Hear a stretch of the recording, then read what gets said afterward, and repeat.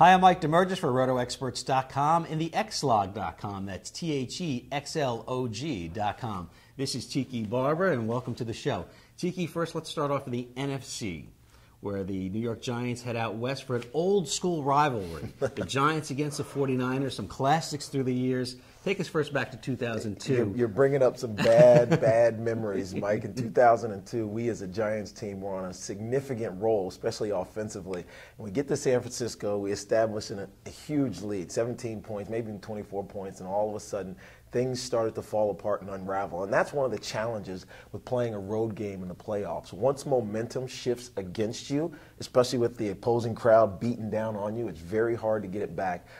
Trey Junkin dribbled a snap back at the end of the game, and we ended up losing that one. And I think it's still seared in Giants fans' memories. I think so. And, of course, Jeremy Shockey had the big drop in that game, and that was the difference in that game. First, let's talk about the field. The Giants have a high-powered offense. They're a speed team. Do you think this field, even on good weather conditions, this field isn't great for tracking? It really isn't. You know, it's interesting when you look at the NFL this season. It was the year of the quarterback who can put up as many yards as they can, who can score as many points. But at the end of the day, it comes back to fundamentals, which is running the football well and playing good defense. And both of these teams are doing those exact things right now.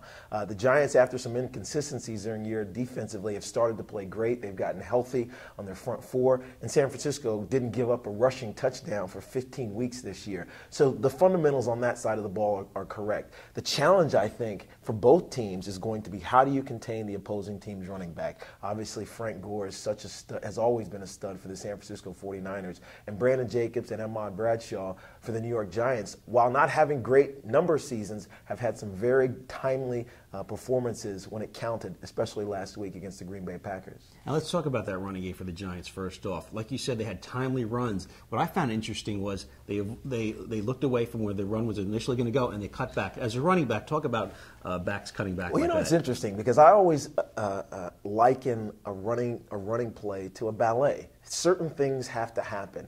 The guard has to pull at the right angle. The tackle has to get around and get up to his guy. And then the running back has to hit it at the exact right time.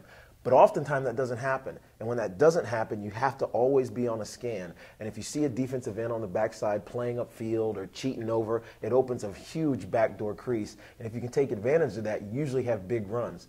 Defensive lines and defensive backs, linebackers, they all read flow. And if everybody starts flowing one way and you get a shot out the back door, it's going to lead to a big run. And we saw that last week from the New York Giants running backs. And speaking of flows, Eli Manning's on a flow. Incredible year for him. And Hakeem Nicks, you know, incredible 4 touchdown receptions and the Hail Mary. I mean, their offense is in some kind of mojo right A lot now. of people are starting to compare Eli to Peyton and saying he's going to have a better career in the end than Peyton does. Is he a better big game player right now at You this know, point? I think he is. But just like Peyton, he makes the receivers and the players around him better. They have a very young receiving core in Victor Cruz and Mario Manningham and Hakeem Nicks. But he's elevated their game to another level by his play.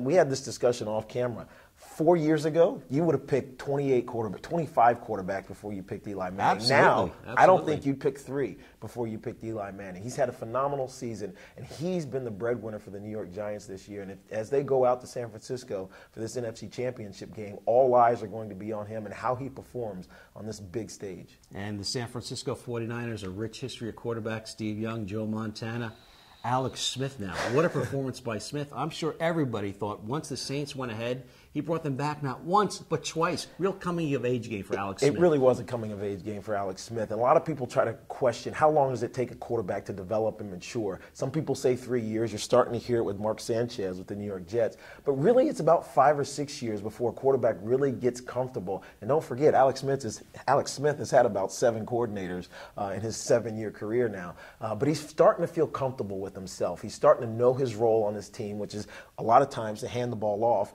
And he plays really smart. He looks for his tight end, Vernon Davis. He's not trying to make risky throws. And when you have a quarterback that doesn't beat you, oftentimes he can lead you to victory in hard situations, as we saw last week against the New Orleans Saints. Okay, the Giants have proven their road warriors. Do they have one more in the tank to take care of the 49ers? You know, this is a tough one to call. I get asked this question all week long, and I really don't have an answer. I like the Giants because they have been playing football with an urgency and a feeling of fate that we kind of saw in 2007. So even though they're on the road, I have a little bit of blue still left in my blood. I'm saying the Giants are going to pull this one out in a massive way. Okay, I like the Giants as well. I think they're going to pull it out 21-17. Give me a final score, T. I think it's going to be tighter than that, but I think there's going to be a lot of points. I'm saying 34-31. Wow. A good old-fashioned passing fest there. Absolutely. Eli and Alex. That's what the Giants do. And Alex Smith, he proved last week, he can score points when need be. All right, he's Tiki Barber. I'm Mike DeMurgis for the RotoExperts.com and the XLog.com. Check us out.